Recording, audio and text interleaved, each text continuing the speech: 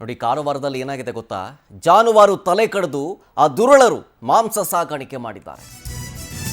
Exact ಆಗಿ ಘಟನೆ ನಡೆದಿರೋದು ಉತ್ತರ ಕನ್ನಡದ ಹೊನ್ನಾವರದಲ್ಲೊಂದು ಅಮಾನವೀಯ ಘಟನೆ. ಸಾಲ್ಕೋಡ ಗ್ರಾಮ ಪಂಚಾಯಿತಿ ವ್ಯಾಪ್ತಿಯ ಕೊಂಡಾಕುಳಿಯಲ್ಲಿ ನಡೆದಿರೋ ಘಟನೆ ಇದು.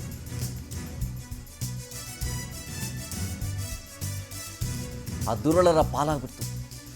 ಕೊಂಡಾಕುಳಿ ಕೃಷ್ಣ ಆಚಾರಿ ಅವರ ಆಕಳು.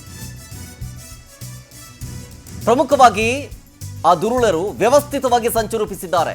ಹೆಂಗೆ ಅಂದ್ರೆ ಆ ಕಾಲು ತಲೆ ಎಲ್ಲವನ್ನು ಬೇರ್ಪಡಿಸಿ ಆಕಳಿನ ಮಾಂಸವನ್ನ ಸಾಗಾಟ ಮಾಡಿದ್ದಾರೆ, ಗುರುತೇ ಸಿಗದಂತೆ ಪಕ್ಕಾ ಪ್ಲಾನ್ ಮಾಡಿಕೊಂಡು.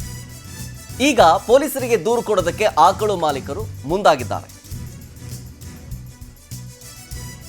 ನೋಡಿ, ಇದು ಉತ್ತರ ಕನ್ನಡದ ಹೊನ್ನಾವರದಲ್ಲಾಗಿರುವಂತಹ ಅಮಾನವೀಯ ಘಟನೆ. ಆ ಜಾನುವಾರು ತಲೆ ಕಡಿದು ಆ ದುರುಳರು ಮಾಂಸ ಸಾಗಾಟ ಮಾಡಿದ್ದಾರೆ. ಎರಡು ಬೇರೆ ಬೇರೆ ಮಾಡಿಬಿಟ್ಟಿದ್ದಾರೆ. ಕಾಲು ತಲೆ ಎಲ್ಲ ಬೇರ್ಪಡಿಸಿ ಮಾಂಸ ಸಾಗಾಟ ಮಾಡೋದಕ್ಕೆ ಮುಂದಾಗಿತ್ತು. ನೋಡಿ, ಬ್ಲರ್ ಮಾಡಿ ತೋರಿಸ್ತಾ ಇದ್ವಿ.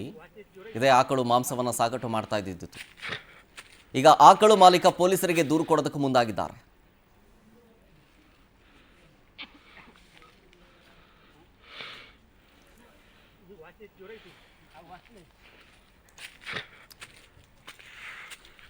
ಡೀಟೇಲ್ಸ್ ಕೊಡ್ತಾರೆ ನಮ್ಮ ಪ್ರತಿನಿಧಿ ಉದಯ್ ಬರ್ಗಿ. ಫೋನ್ ಸಂಪರ್ಕದಲ್ಲಿ ಜಾಯ್ನ್ ಆಗ್ತಿದ್ದಾರೆ. ಉದಯ್ ಬರ್ಗಿ, ಏನಾಯ್ತು ಆಕ್ಚುಲ್ ಆಗಿ?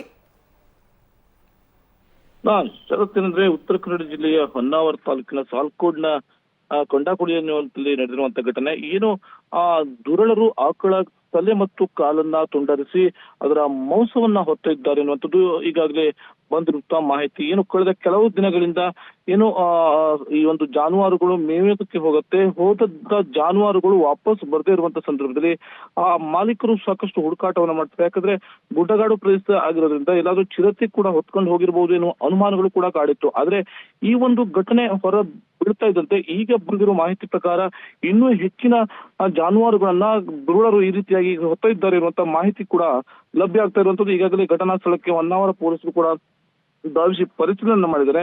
ಈ ಕುರಿತಂತೆ ಪ್ರಕರಣ ಕೂಡ ದಾಖಲಾಗಿರುವಂತದ್ದು ಈಗ.